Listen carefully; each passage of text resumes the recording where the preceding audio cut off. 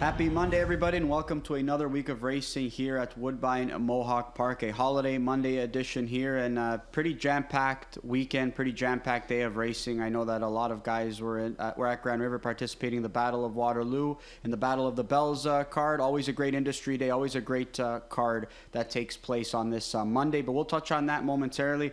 I'm back from a weekend in Jersey, a fun weekend in Jersey, participating in Hambletonian 100, a large Canadian contingent over there, and some great results as well from our Canadian contenders who did participate in some of those marquee events. And alongside me is another Canadian, the Hall of Famer, Randy Waples. And I didn't get a chance to work with you since last Tuesday. We're back, but I tell you what, plenty to recap, I'd say.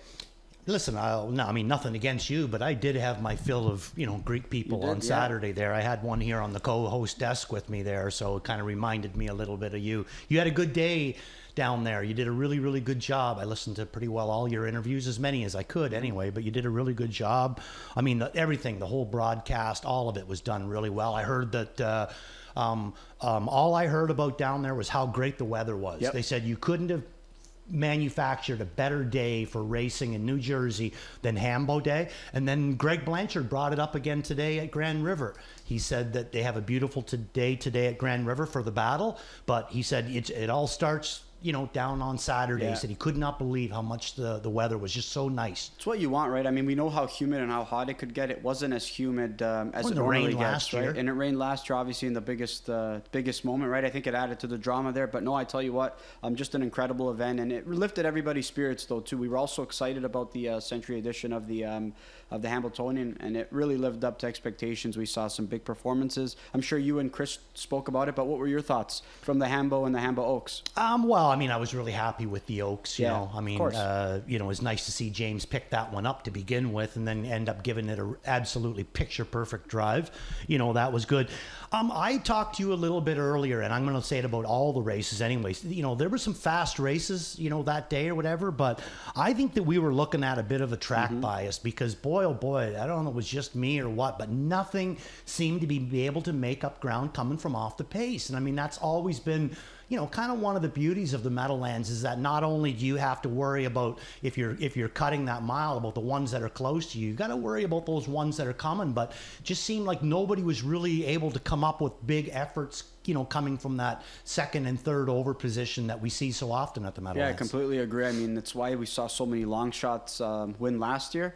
It's because the miles were quick early and some horses who were live late were picking up the pieces at a big number. To your point, I mean, you look at a Motocon Legacy's performance in the Hambo, he did not race poorly. It just looked like he couldn't gain it, almost like he was trotting in quicksand. That's what I mean. Same with Maryland in a winning trip, and obviously Oka's Charge being able to separate himself. What a remarkable performance by Nordic Catcher, though. I mean, that was just incredible. Yeah, it was. And one of the ones that we seen come from way off of it was Periculum. Yep. But isn't that got a lot to do with what Lexus Cody sets him up for? Yeah, and he's just a bit too overpowering. I thought Delaney Hanover, I thought she was awesome. She was real good. She just broke after the wire. But to your point about James, I mean, and the Hambo Oaks, it's amazing, though, because it's amazing what one opportunity in not a big time race does for you, right? He guides Giggling on the Beach to a nice second place effort the week prior.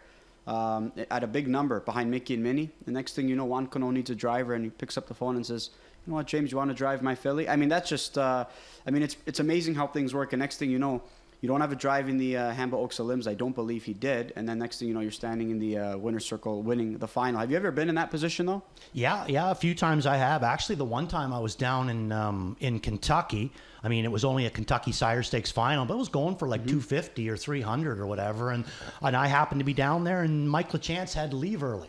So the guy come and asked me if I would drive his filly, and she wins. She paid $200, and I was in the winner's circle, on Lexington after Real Desire had win earlier in the day. So it was a very good day. Hambletonian Oaks, a couple of Breeders' Crowns, a Meadowlands Pace. I mean, James McDonald said he wanted to keep checking off big-time races off his bucket list, and he's doing it, especially at the Meadowlands as well. What has he got left? NA Cup, obviously, I'm sure that he wants. Jug. Hambo, Jug. Yeah, still, listen, I mean, he's going to get those opportunities because, again, you just pick up horses like this, put them in a great position. I was like James, though.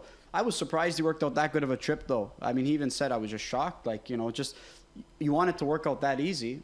It never seems to in a big race like that. And next thing you know, the flow's kind of stalling, and you've got all this room to angle out to the outside. But to his credit, I mean, he left with her right off the gate. He noticed everybody was kind of taking back, and he said, I better go. He's driving pretty sharp. Yes, no doubt absolutely. about that. Really Chris Jr., he had a good point there. I said to him, where would you, to me, the Hamiltonian's number one. Mm-hmm.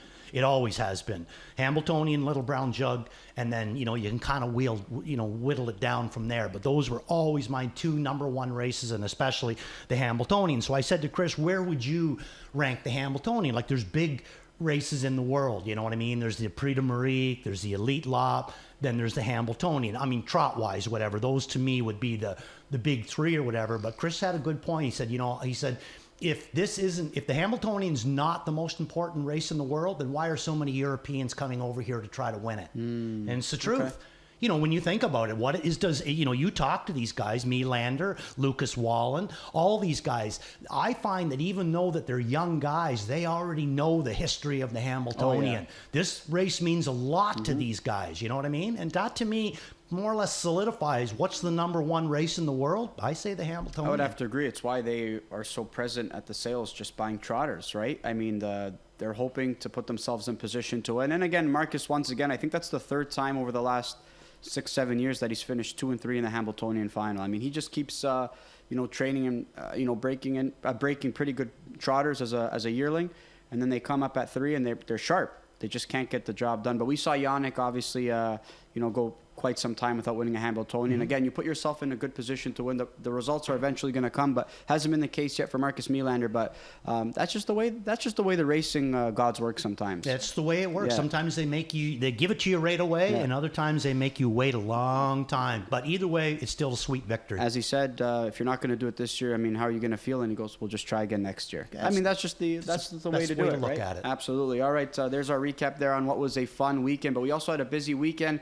today at Grand River Raceway, partaking in Industry Day, and we saw a couple of track record miles here this evening, and I believe we saw a all-time or a new track record sub 50 mile. Yeah. And this was an OSS Gold with Control Rocks. Quite the day for Jack Darling. It was a big day for Jack, no doubt about it. And I loved what he's talked about this horse, because I've said it myself and a few times. And Greg asked him about this horse, and he said, as far as a horse specimen, this guy's a 10. And he is. He's one of the most gorgeous individuals that you could ever want to see.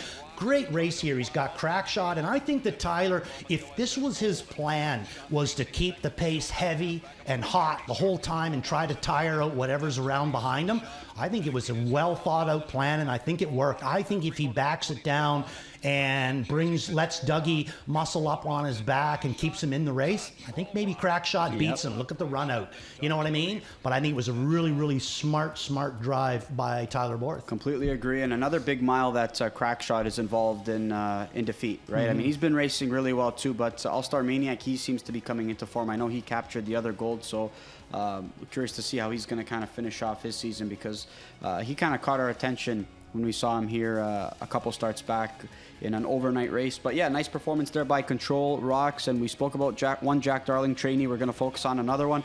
He was busy strictly getting sons and daughters of Bulldog Hanover. He's able to score here in the Battle of the Bells with Dea, and this filly's been ultra impressive so far this year. Absolutely. And look at the mile she goes, John, 50-4, another track record. I think I heard Gary Guy or Sugar say after the race that the old track record was 52 and change. So she, knocked a second and a half to a full 2 seconds off the track record. But she's starting to tire. But guess what? All the rest of them there's nothing left to offer after this 3 quarters and 122-1.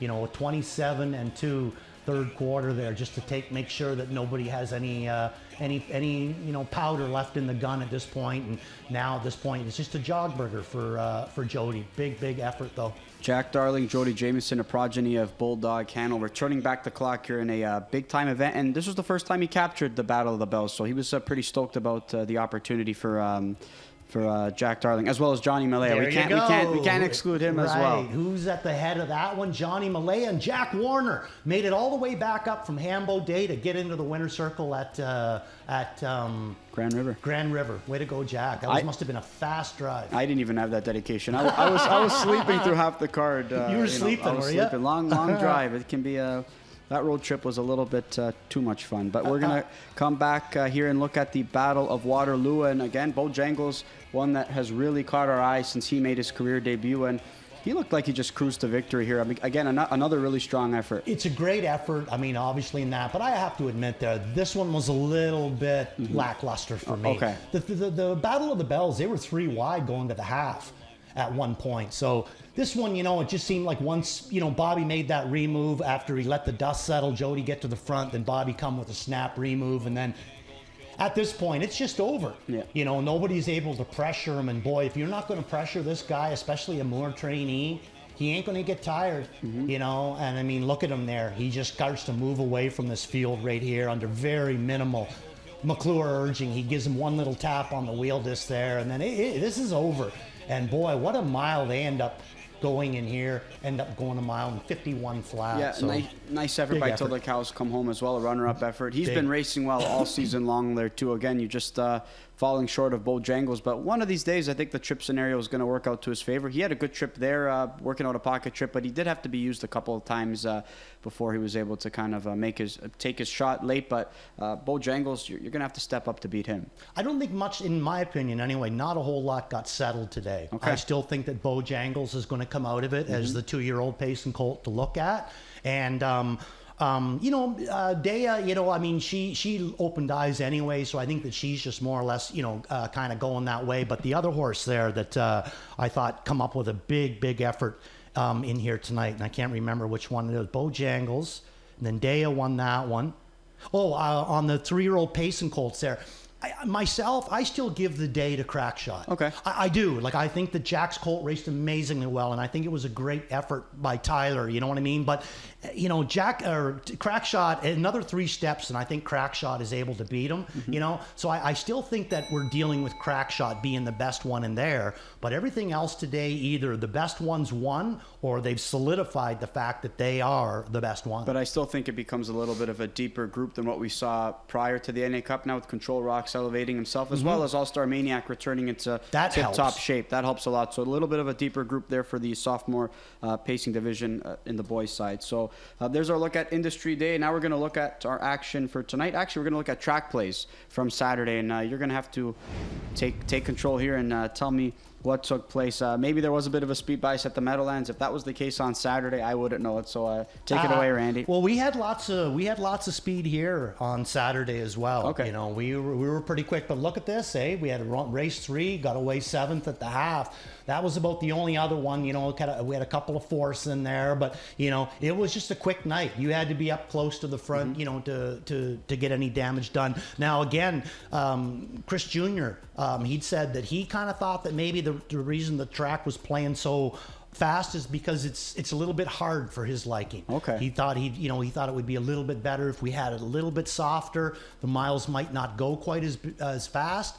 The best ones are still going to win, and it's going to protect them a little bit more than the way that it is right now. But I haven't been out on it for a while, so I'm going to take his word for it. But we've said that all along. If the track is really, really fast, how do you gain on a horse that can keep going on the front end? It's too tough. Again, it's why we keep stressing the importance of putting yourself in position. But even then, sometimes it's not enough. Even if you're sitting a 2-hole trip, sometimes it's just too hard to get to those guys who are just going on a speed mission. Mm-hmm. And sometimes, you get a little bit of a stalled momentum, and that guy on the outside snaps, comes, second over, and he's able to beat you. All right. There's a look at track plays from Saturday night. We basically covered some a lot of stuff over the course of the weekend, as well as what took place at Grand River earlier. We should note that there's going to be a scratch in race number 5. The 3 Bit of the Bubbly will be scratched. So this Millard Farms final, we scratched down to a field of 9. It just got easier, because that's not a bad horse. No, not a bad horse at all. Nice debut. I thought it was a really nice debut. Nice. I had this horse underneath on my ticket as well. All right, we're going to kick things off here. Race number 1, and we've got some trotters here. Nice group to kick off the early pick 5 here, and 2-1 favorite status goes to the 2-horse Tohonta. This filly hasn't raced poorly so far since transitioning over to the big track. Still looking to find herself in the winner's circle, but things didn't work out at Hanover. She's back on the big track. I know she's got a chance to bounce back, but you're going to go with one that put forth a nice effort first time out on the big track in a new barn. Right, exactly. And that, to me, is the key. The fact that nickel and dime is the way that I'm going to go. Recently moved into Mark Etzel's barn.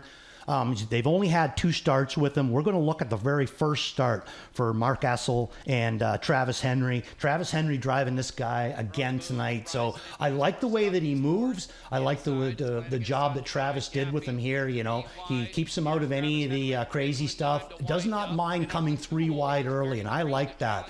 I think that we don't see enough of that here on that last turn. It's not that bank that you can't, you know, get out there and get moving 3 deep there, because you're going to lose a lot of ground if you don't. But at this point, it looks like he's a little bit of a stall. But boy, oh boy, right here on the end of it, he really starts to throw it down. You know, maybe a little crooked on the end of it there, but still easy winner.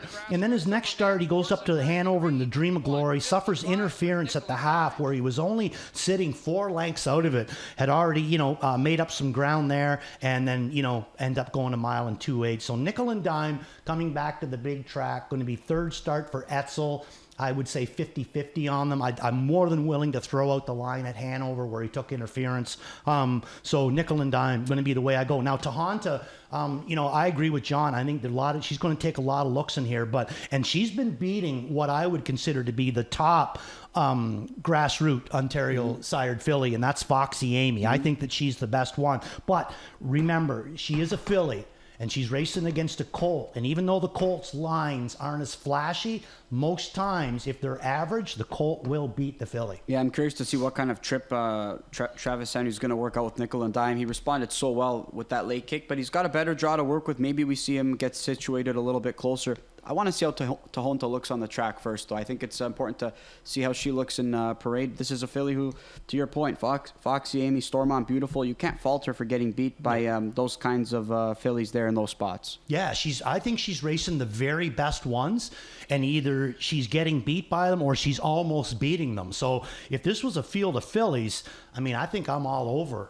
Tahanta, but it's not, you know. I mean, like even the 5-horse, this I Believe in Angels, I used her up on top last start where she finished 2nd at 7-1, and that was simply because of the line before where she trotted a middle half in 54 seconds, but still couldn't get the job done. And sometimes I just think when you got a mixture of colts and fillies, sometimes the colt is going to get the advantage. I'm glad you mentioned her. I went with I Believe in Angels as my spot play in this spot. I like the middle of the gate draw. We know she can leave. I think she's trending towards a victory. I agree. Yeah. I agree. Both the last starts, I got her in for 2nd. Both last starts have been spot on good. In fact, I think the last start, that is the best I've ever seen her race. And she was still moving forward after the wire. I mean, she was by PL Stevie, who's been pretty sharp here on the big track as well, but I'm going to hope the middle of the gate can kind of help her out in this spot. But a nice way to kick off the early pick 5, I'd say. We're going to move on to race number 2. We've got some preferred action here. Preferred trot. Logan Park is going to be back racing after his try in the Spirit of Massachusetts at Plainridge. Went on a speed mission, Randy, but he just tired here in that spot. He's going to have every opportunity to, get back into the winner's circle, and I think he's going to garner a lot of respect here. Yeah, that's the way I look at it too. You know, I mean, in my opinion, there's only one horse in this race that really has the goods to take him down, and that's the 2-horse Fashion Frenzy. Big fan, but I'm going to put him in for 2nd. I just like Logan Park. He's a really, when he's on his game, he's almost unbeatable, and the big reason is because he's so handy. Dougie can race him however he wants to race him, you know what I mean? But he's on this track. It seems like at some point he's going to make his way to the front, and then, he's more or less, it's going to be over. But this race, July the 7th, just before he heads down to Massachusetts, he likes to do a 2-hole trip, and that's kind of what I mean about this horse. He's dangerous no matter how you look at him. I mean, this is a pretty nice horse that he's following here. Gaines Hanover heading for a hot dog. Fashion Frenzy coming down in between them. Osceola down on the rail, but no one's got any answers to this big dude, and it seems to me that Dougie gets along extremely well with him too. So Logan Park, I'm looking at him as a free square, John. Yeah, I think he's going to take a lot of support, obviously, and I think a lot of people are going to have the same idea until I can see some of these local hopefuls maybe prove that they can just get the job done against him. Currently, I just think it's too tough to go against them at this current moment. But some of them are inching closer. Sometimes you just gotta, you gotta take what they're going to give you, right? And in this case, I think that you're not going to make any money betting Logan Park straight, but you might be able to use them, like I said, in a multi. Yeah, turn a pick 5 into a pick 4 essentially, and just hope that you can sprinkle in some prices along the way. We're going to move on to race number 3, and we've got some OSS Gold action here for 2-year-old trotting fillies. And I think the main two that everybody's going to look at is or be looking at is Flowing Tribute and Bingo Night. Agreed. Flowing Tribute has been a perfect 2 for 2. Tell you what, that June 6th qualifier that caught a lot of our attention. A qualifier who you and Chad did show on the replay.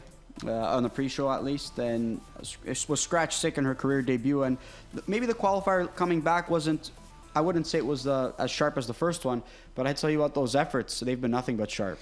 And it's the way she does it. You know, it's funny how somebody named her Flowing Tribute, because that's exactly what the gait is. It just flows. Like, really no weaknesses whatsoever that I can see at all so far. This, to me, is the best 2-year-old trotting filly that we have in the provincial program right now. So let's take a look at the replay on Flowing Tribute, because we have 2 replays to show you. And I agree with you. I think that the 2 horses that are going to take the most support is the 5 and the 6. But we're going to show you the replay of the 5, and we're going to show you the replay of the 2, who was subbed last week by Chris Christoforou Jr. to a win in the gold as well. So right now, let's take a look at Flowing Tribute and Bobby McClure. I mean, it's just, it's the body language on them all. Look at everybody back here. The whips are up. They're starting to chase.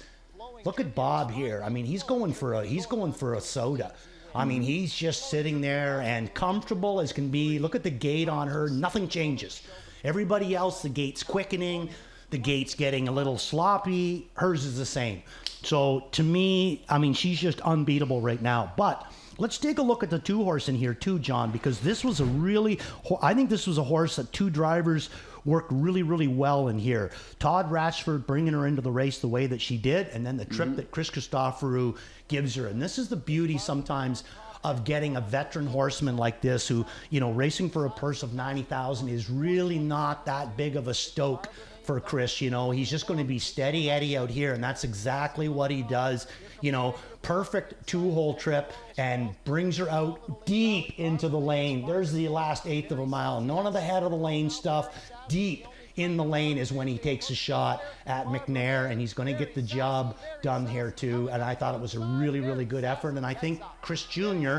is giving Todd Ratchford the same drive that Todd Ratchford gave Chris Jr., a mare that has, or a filly that has really nothing seriously done to her just yet. Yeah, and over her last 2 tries at the gold level, a 2nd and a 1st place finish. Of course, you're going to need to find a little bit more against the top 2 foes, but I think very sassy. She's shown that she's got a little bit of versatility to her, right? She can leave off the gate pretty handily. I think that's going to bode well for her in terms of making money all throughout this provincial campaign. This is by far the toughest of the divisions. Yep, by far. This one is stacked with talent. I mean, I'm not even using Barbara May, Emmy Laurel. I'm throwing Calgary Morning in on the bottom. This is a stacked race of 2-year-old trotting fillies. I did single Flowing Tribute. I think many people are going Agreed. to, but I tell you what, Bingo Night, that wasn't the trip I expected. From a better post advantage against Flowing Tribute, I viewed it as a 2-horse race the same way everybody else did, but I didn't expect that horse to get away 5th. So Bobby left out of there from the outside. Bingo Night, we've seen early gate speed from her from the 9-hole in her career debut. I think we're going to see that here in this spot, and I think you're going to need to display that, because you're going to need to be close if you're going to race against Flowing Tribute in this spot. If you give her too much advantage, then that's what's going to happen. She's going to have too much advantage, and you aren't going to catch her. Completely agree. And there's one of 2 OSS Golds for 2-year-old trotting fillies. And we're going to move on to race number 4, and we've got some pop-up series action here, a field of 9. And I know there's going to be one horse that kind of stands out here on class, being the 6-horse Sometime Somewhere. But we've seen him get bet on the big track over a couple of good tries on the B tracks. I'm opting to try and play against him. I know he's going to be a short price, and he's got a lot going for him here in this spot. But you're also going to do the same here with a rival from the outside. Yeah, Sometime Somewhere, I'm going to throw him in for second. And I agree with you. I think that he is the talent of this field. And I think that he's the horse to beat. But sometimes with Sometime Somewhere, if he gets over-raced on a big track, he doesn't really have much on the end of it. So I'm going to throw him in for second. But Buddyville, coming from the Herbie Holland barn all the way out to post number 9, Billy Davis doing the drive, and he's going to be my pick. Let's take a look at the last race for this guy. I thought it was a really good one. Now, I mean, they were at the half in 55 flat. They go a mile 51 and 2. So the back half, obviously slower, brings him into this race. But he also come into this race on a 2-week gap. He'd last raced July the 12th. This was July the 26th. And then to start before that, more or less another 2-week gap off of that qualifier. So I think the horse is really starting to get tight now is when he's really starting. I know he's got a bad post position to work with tonight, but I think Billy can spot him. And I like the fact that Billy is, I'm not saying that he's getting more aggressive here, but he's getting more, he takes more risks than he was, say, a few months ago. He'll come out of there looking for a spot and that. And I like the way, Billy's driving right now. So Buddyville, I'm going to go with him, and I'm going to throw sometime somewhere on the bottom of my exactor. What about you? Where'd you go? I went to, trying to blank as to where I went actually now. I think I might have gone to the 5-horse Leave It to Luther potentially, if I can remember. I'm actually drawing a blank where my top pick was, but I know I didn't go to Sometime Somewhere, but a horse that I think could be susceptible to getting beat. I did use him in my pick 5 ticket because I am going to single a horse in race number 1. I went to Taylor's Credit. That's where I went in this spot. Taylor's I've used Credit, him for third. hoping that he can benefit from the big track here. But I found this to be a wide open race. Agreed. Aside from a couple of other contenders. Buddyville, to your point, we're going to need to see him, I think, a little bit closer, despite even from the outside. Opening pick 5. I alled this race, my friend. You all this, yeah. This is. I don't blame you. Really. It's either Sometime Somewhere or nobody or everybody else. I think really. I think you're going to get a price. All right, unless it's Sometime Somewhere. We're going to move on to more stakes action here to close out this pick 5, and I think this is going to be a race where a lot of people are going to look to go too deep or single one particular rival here. We're scratched down to a field of 9 now. Bit of Bubbly is going to be scratched. Nice effort there by Green Arrow Hanover last time out, winning leg 2 of the Millard Farms. Is he the direction you're going to go to here? Yeah, out of the 10 hole, I'm sure this is going to be a repeat. I tried Classified in his last start. I liked the way that he raced in the first leg on July the 21st for McDonald and Bax. Had a nice third in there. And then last week, I liked the way that he moves, but when he made the move, then there was nothing left to back it up. You know what I mean? So, maybe he's just a little bit behind. I'm going to take a wait and see on him. But Green Arrow, the way that I'm going to go, my numbers in here, 4, 2, 5, and 1. I just basically stayed right to the inside 5, John.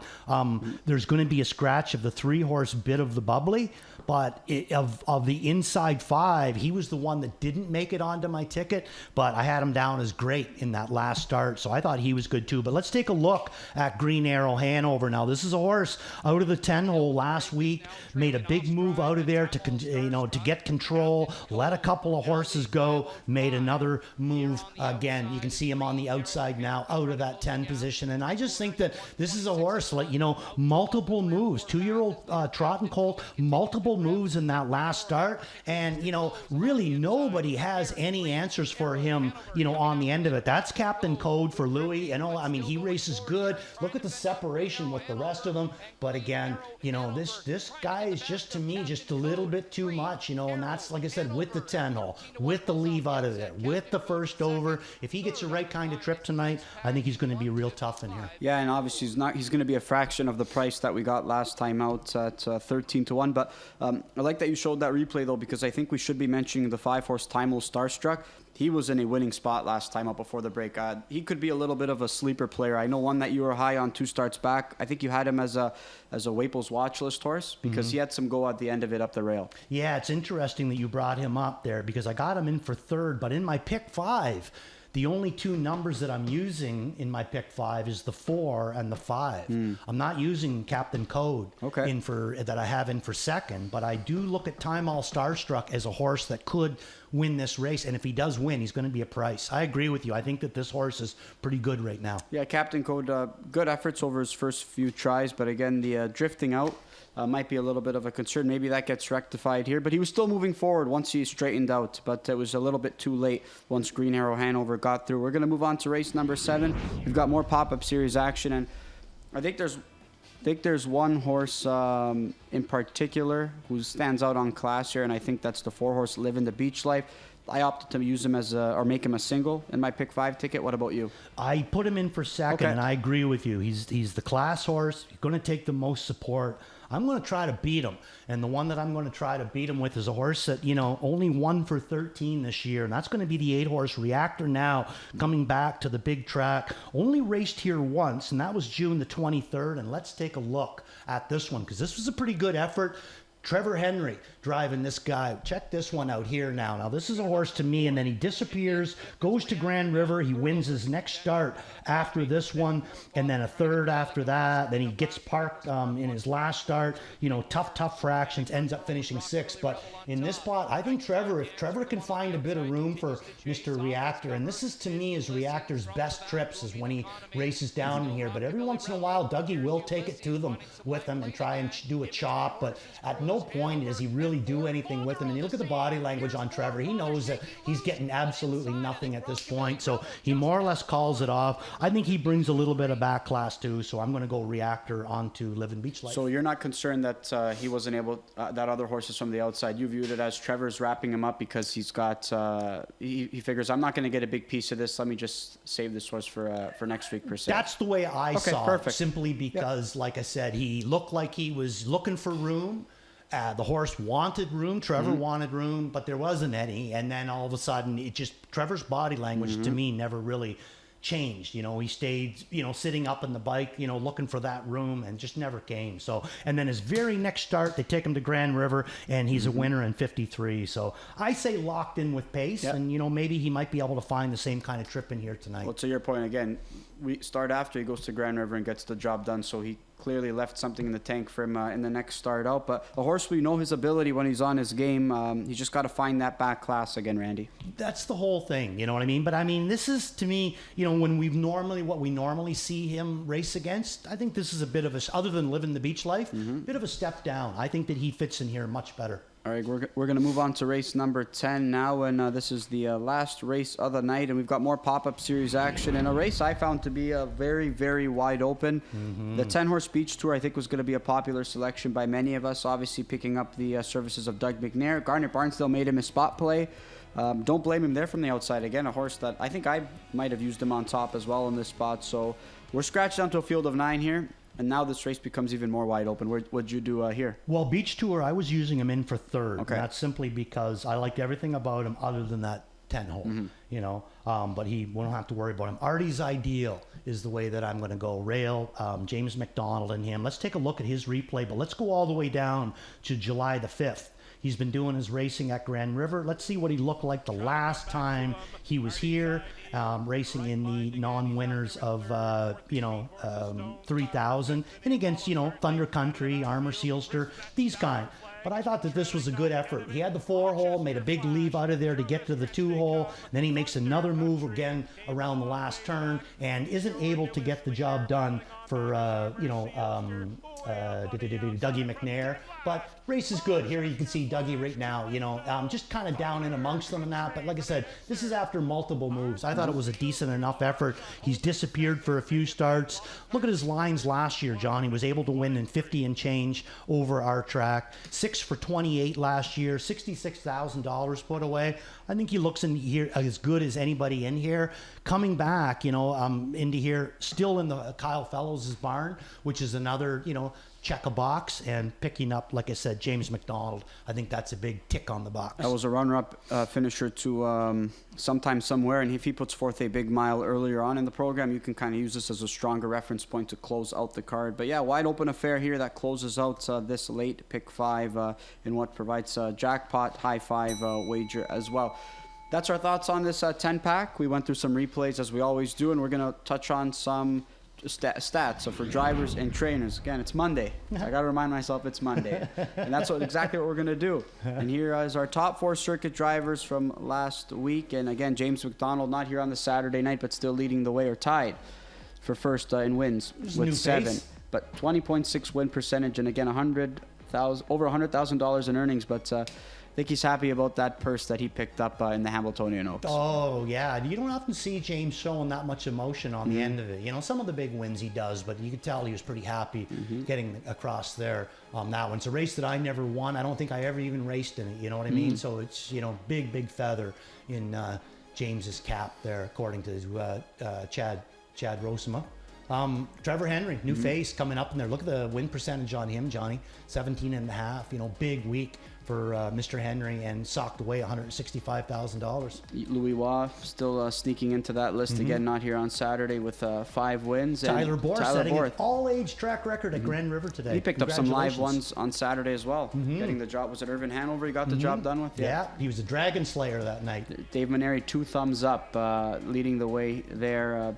Nice week for him. 5 winners, over 35% win percentage. And again, Susie Kerwood, a big week for her. Gary Murner and Greg McNair rounding out that list. Yeah, I was on air dismissing a couple of Susie Kerwood trainees from their chances that I thought maybe from a value standpoint or weren't really weren't strong in my opinion, and she proved her trainees proved me wrong. They put forth good efforts. It's just it's live TV too, right? I mean, sometimes you got to take a shot and take a stand. But loved seeing good efforts from Susie Kerwood's charges that night. I can better that one there. So it was either Friday or Saturday night there. I was on one of Randy rants there about how second time Lasix, the couple horses in to go tonight, like them, but I'm a second time Lasix kind of guy. Yoda Queen, first time Lasix win.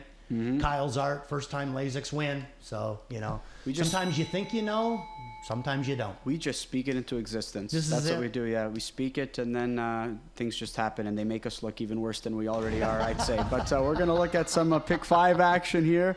And Randy, you're on the hook first, and you already teased us with the all in race 4, but let's talk about the other legs because you've got a pair of singles. Yeah, in race number 3, I'm going to single the 5 horse in here, Flowing Tribute. We showed you that replay. I think that one's fairly logical. And in race number 2 in this first leg, I'm going to single Logan Park. I think that it's fairly logical, the 2 and the 3. Logan's a bit of a bit risky, but as long as they've got a good mile into him, it's not that big of a risk. So I think that's fairly thing. Race 4, I know I'm getting through. It's just the first leg, I'm going to go 2 and 3 in that one, and in race number 5, 2 wide again, the 4 and the 5. I'm going to throw a 5 horse, like I said, Time All Starstruck. I do have Captain Code in for second, but if Time All Starstruck, if he can get across, he's going to do it at a price. And he's got a good draw to work with. You have to figure he's going to be able to work out a good enough trip. Just has to mind his manners and have enough late against maybe some of those other rivals. But he's definitely an intriguing player there. I went 4 singles in the Pick 5. I just kicked it off with I Believe in Angels. One I thought for sure you'd use in your Pick 5 ticket. I know it was tough for you to leave her off, though. It was. If I didn't have her in here, if Nickel and Dime wasn't in there, the big thing that I looked in here, John, is let's face it, this is not a race where a lot of horses have a lot of wins. Yeah. So I was kind of looking for a horse that I knew that had won recently, that I knew could get the job done, and I liked the way that he won. He had target, he went by them all, no issues. So Nickel and Dime. I'm not 100% sure with I Believe in Angels. Are we going to see her on the, just with that one win in 16 starts, but she's still able to trot the last 3 quarters in 122 and change, but only the one win.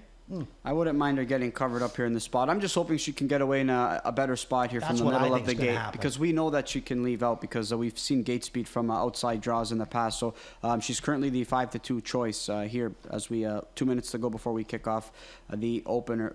There's our thoughts on some Pick 5 action, and we alluded to some of the horses we like, but we're going to look at some plays boards here now. And Randy, you're up first. Okay, we're going to start in race number 3, and that is going to be the Waples Watch, and that's going to be Flowing Tribute. I just love everything about her. I think she's the best 2-year-old trotting filly out there right now, and there's some nice ones. I mean, I love One Bell too.